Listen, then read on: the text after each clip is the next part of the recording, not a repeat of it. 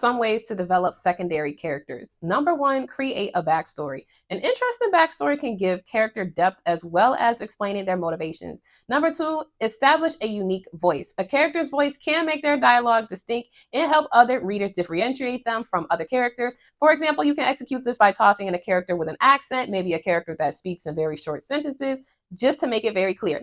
Number three, give them goals. A character's desires can bring them to life. If the goal mirrors or opposes the protagonist, it can strengthen the story's theme or increase conflict. Number four, consider their relationships. Do your best to think about how your characters relate to each other. Is it that they're relating by literally blood, or is it by the fact that they live on the same street? Number five, consider their role and determine the character's role in the story. Number six, consider how they will change.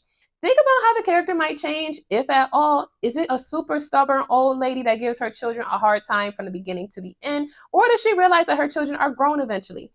Next one, use dialogue and action. Dialogue can help distinguish characters and develop them throughout the story. For example, educated people may tend to use more sophisticated words. That was cute because I stumbled.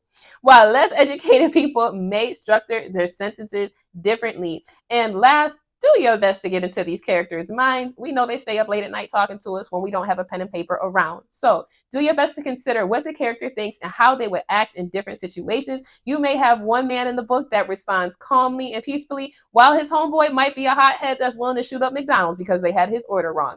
Let me know what you think in the comments.